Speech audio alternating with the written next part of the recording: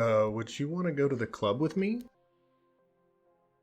No red flags here.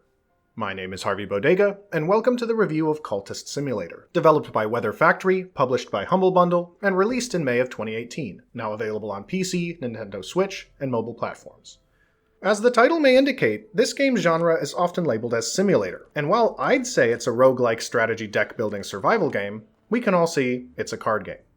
Not typical of the genre, Cultist Simulator is somehow immersive and excellently written, set in the roaring 20s where you play a relatively normal person struggling with occult cravings, potentially stumbling across Lovecraftian horrors. With your number one goal being survival, you'll see what esoteric powers you may stumble across.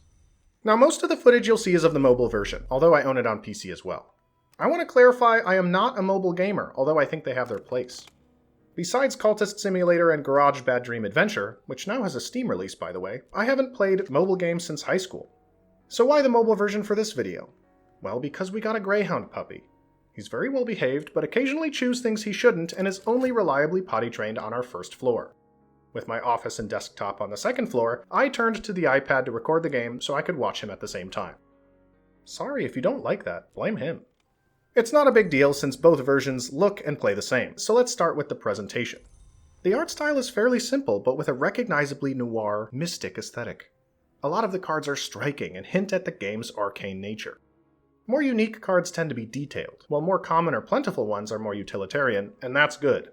The board gets incredibly busy, so it helps keep track of what's going on. My frustration is that some cards look similar. You'll need to zoom out to see everything as you progress, and most of the character cards look alike, whether they're law enforcement, commissioners, followers, or normal people. Another example is that you have three main stats: health, reason, and passion. But passion and reason are almost the same color and have a similar icon. A particularly frustrating example was playing the investor character who collects evidence on criminals.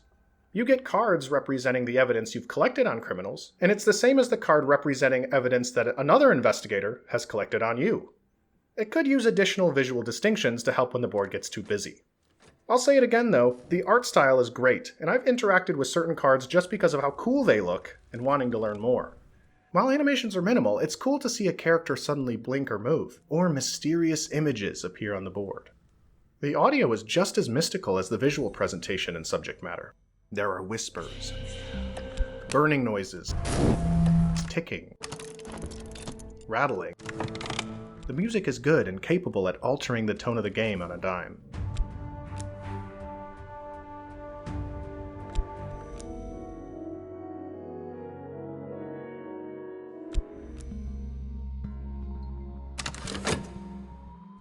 You're dialed in, trying to make sure to study cursed texts while staying employed, and the next thing you know the music rises and you know something's wrong.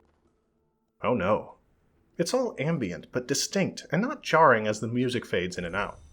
There are a few noises that I thought were a bit odd, like the one that sounds like an arrow being fired from a bow, and the other one that sounds like SpongeBob's shoes, but the environmental sounds, ambiance, and music tie together to add to Cultist Simulator's mysticism. The overall presentation maintains the feeling of unraveling mysteries or overcoming dark challenges. It's great, especially for a card game. As you may have already collected, the mechanics of Cultist Simulator are simple. Take applicable cards and place them in action tiles. Everything is timed, and although there is a pause and fast forward function, each action takes a duration of time before resulting in whatever consequence. This is where all the difficulty, intrigue, and gameplay emerges. Survive while achieving whatever intended goal. Want to start a cult? Ascend as a higher power? Run away with a lover? Murder your rivals? Give into occult madness? Summon creatures from across the veil? Or be the gosh darn best employee and retire as a successful business person? While there are a lot of ways to win, there are a lot of ways to lose. You can get sick, starve to death, lose your grip on reality, give in to despair, get thrown in prison, get murdered, and many, many others. Plenty of endings, actions, or deaths are specific to whatever character you're playing. At first you're just a dude, but after they die or achieve whatever end, you select another character. Maybe you're the physician who treated the previous character or the detective who had investigated them. The child of a rich person, 3 variations of an apostle unlocked after achieving certain endings, and the several added by the DLCs. There is some progression between characters, although the carryover doesn't have a huge impact.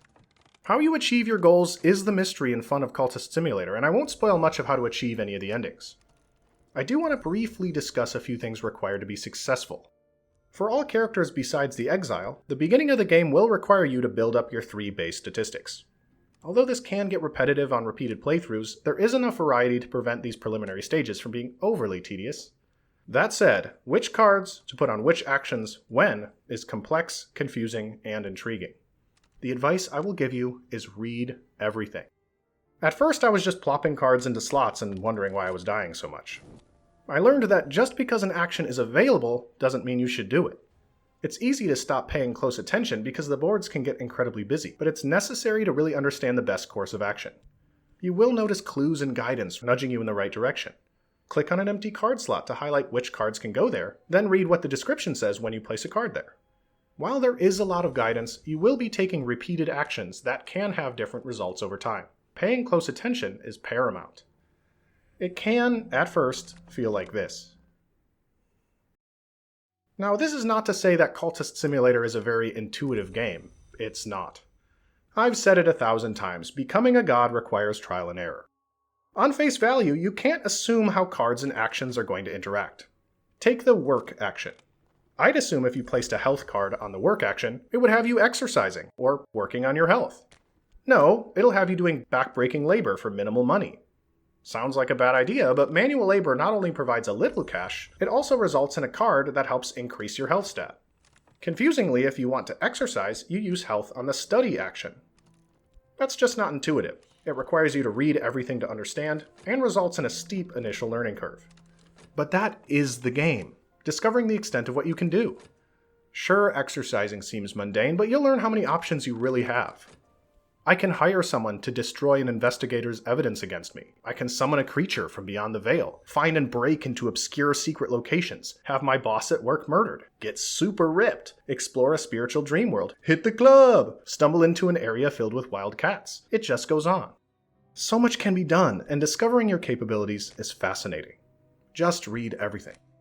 As for gameplay shortcomings, there are times that it would make sense to be able to cancel actions. I take 10 seconds to explore the city looking for opportunities, but I'm forced to wait a whole minute to consider whether or not to hire some guy. If I don't want to hire them, I wish I could just say no and cancel the action. Or, there'll be minor spoilers here for a pretty bad ending, but on an investigator playthrough, there's an opportunity to win a minor victory by just being a great cop and getting promoted. To get that minor victory, I need to place a new card in a slot where I typically place criminal evidence to investigate, and the evidence cards and minor victory cards are similar colors. All this is to say that I accidentally used the victory card, realized I was going to end my game prematurely, and couldn't cancel it. With a better attention to detail, this shouldn't be a problem, but I wish certain actions could be cancelled. That is part of a larger frustration. It's very easy to make mistakes, either accidentally or out of ignorance, and the game can be particularly punishing. My last critique is that some action tiles produce other action tiles, especially the one demonstrating the passage of time. The tiles seem to just spit out in random directions and rearrange things, and that drove me crazy. I'd rather they just go to an empty area. Anyway, Cultist Simulator's gameplay is likely something you'll love or find completely frustrating. If the trial and error, reading, and exploration doesn't sound like your cup of tea, that is fair. But if it does interest you, this game is challenging, innovative, and captivating. Usually, after discussing gameplay, I dive into the story, but since Cultist Simulator has so many endings, I won't talk about the plot per se. Each ending just concludes with a paragraph summary. What I'm saying is that the journey into occult madness is about the friends you make along the way. This is far from saying Cultist Simulator has no story, because the writing pairs wonderfully with the esoteric presentation to carry the tone and setting.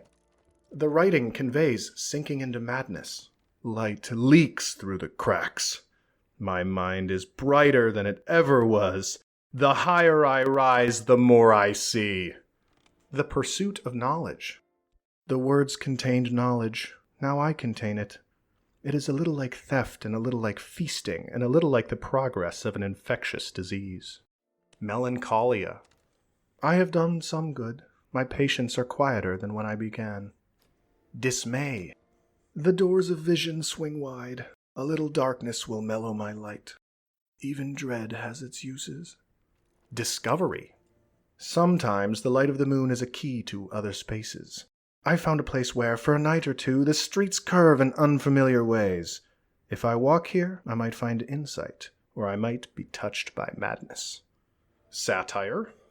Something, deep mysteries, something. A dreadful souffle of half-digested rumor about the secret worlds and the irrelevance of contemporary morality, including a catalogue of unlikely and probably invented debaucheries. But also dry humor. This gentleman would rather be left alone with his pipe and his illustrated London news, but no, apparently some conjurer of abominations has to be hunted down like a mad dog, and apparently no one else can find the time. One of my favorite methods of humor they implement is when they're depicting something or someone, they only include one detail to encompass the entire description.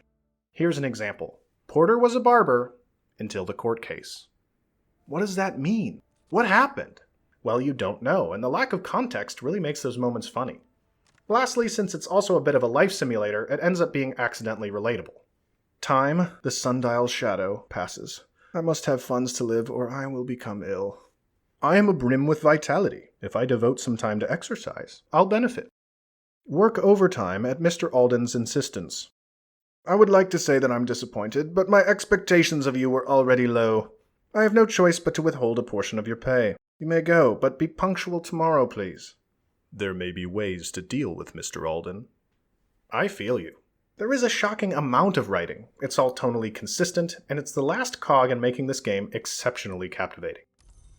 Cultist Simulator is immersive, intriguing, and introspective, which is fantastically unique for a card game.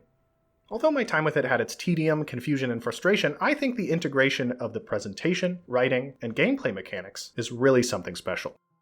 But despite Cultist Simulator winning several indie awards and being nominated for 2 BAFTAs, recommending this game has caveats. This is not, nor trying to be, a game for everyone. As I've mentioned a dozen times, there is a lot of reading, only limited animations, and ambiguous progression, and I wouldn't fault anyone for not preferring games like that. Those who would be interested in exploring what you can do and how, trying to achieve the eclectic endings, and enjoy excellent writing will find this game to be a blast, and I'd be happy to recommend Cultist Simulator to those individuals. For me, I can't wait to try Weather Factory's next title, Book of Hours. If it's an expansion and improvement of Cultist Simulator's innovation, then it'll be fantastic. Maybe I'll cover it on the channel. Anyway, thanks so much for watching. My name is Harvey Bodega, and I'll see you in the next video. Thanks a lot. Yeah, that's right. It's your fault.